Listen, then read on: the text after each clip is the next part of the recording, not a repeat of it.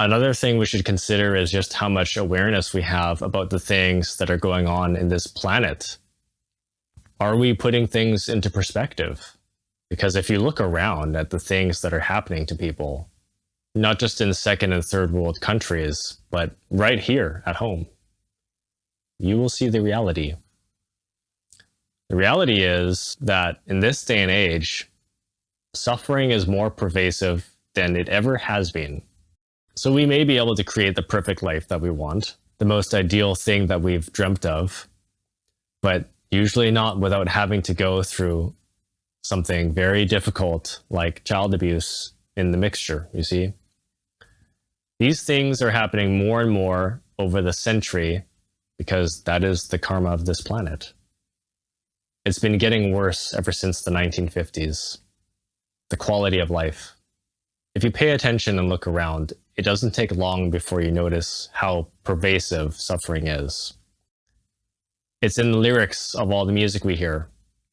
And if you don't believe the suffering music, just listen to all the rock bands out there. Just listen to all the rock music, all the metal music especially. Look into the lyrics of bands like Korn, Bring Me the Horizon, Nine Inch Nails. Jonathan Davis from Korn, for example, was physically abused, sexually assaulted at a very early age, and bullied much of the time in school. So his ordeals were so heavy that he was able to found his entire career on that, on his suffering.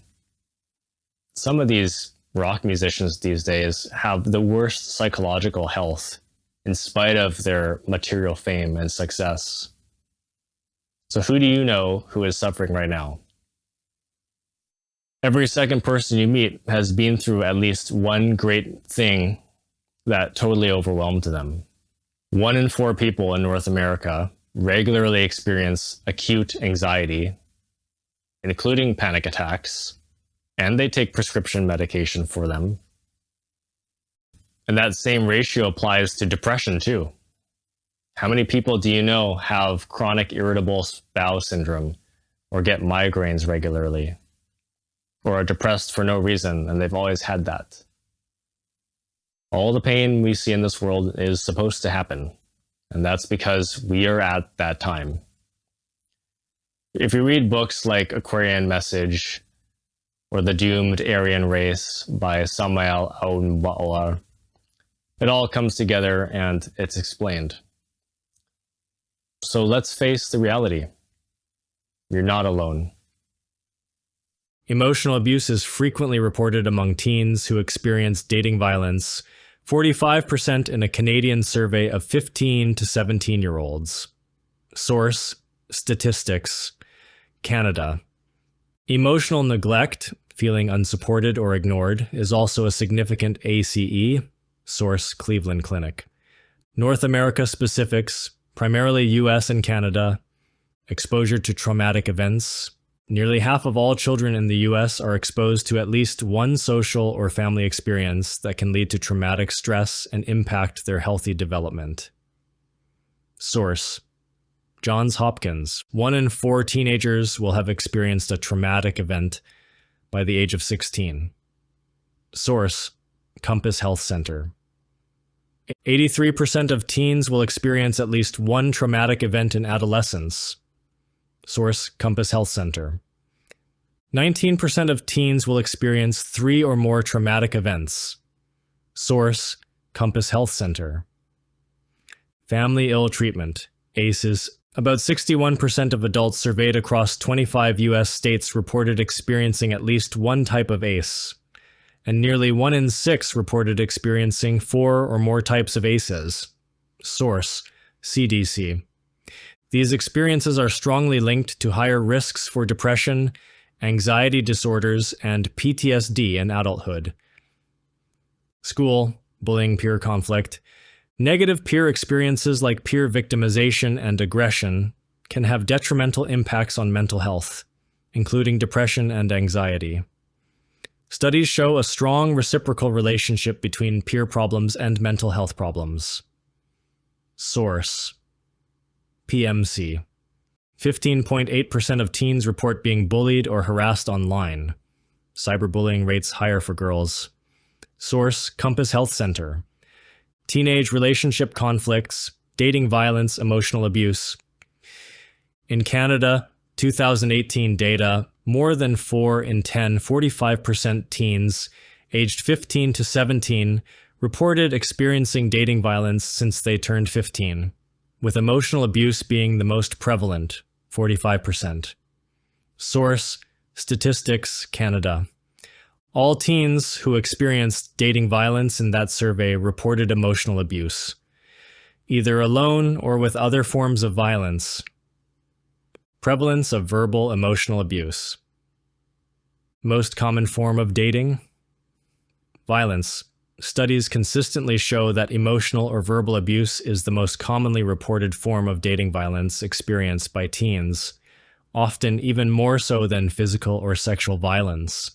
In Canada, a 2018 Statistics Canada survey found that 45% of teens aged 15 to 17 reported experiencing dating violence, and emotional abuse was the most common form, also 45%. Among those who experienced any dating violence, all had experienced emotional abuse, either alone or with other forms of violence.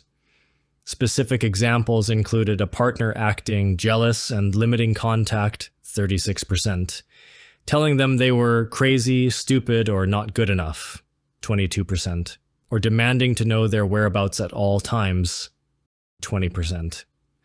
In the US, the CDC states that approximately 1 in 3 teens are victims of teen dating violence, which includes physical, sexual, emotional, or verbal abuse.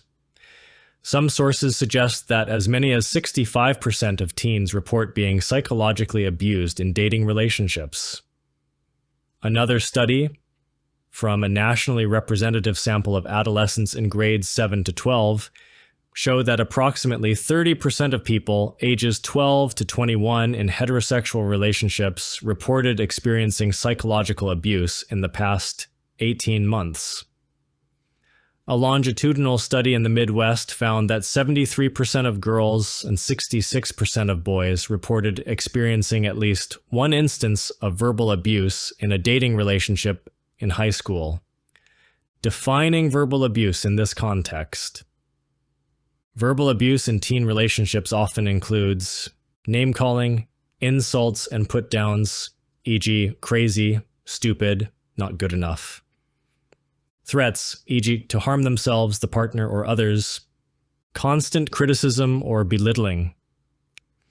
Controlling language, e.g., demanding to know where they are, who they are with. Limiting contact with friends, family. Manipulation and gaslighting, making the partner question their own sanity or perceptions. Intimidation, e.g., yelling, screaming, aggressive tone. Impact of verbal abuse. The long-lasting emotional trauma from verbal abuse can be significant, even without physical violence. It can lead to psychological distress, higher rates of depression, anxiety symptoms, and psychiatric disorders. Low self-esteem and self-worth. Constantly being demeaned erodes a teen's sense of self. Cognitive and emotional regulation difficulties. Research suggests exposure to verbal abuse can alter neurological pathways related to stress, memory, and impulse control. Increased risk of unhealthy behaviors, such as substance abuse, tobacco, drugs, alcohol, and risky sexual behavior. Academic problems, difficulties concentrating, lower grades, and increased absenteeism. Social isolation. Abusers often try to isolate their partners from friends and family, which further exacerbates the trauma. Perpetuating the cycle of abuse.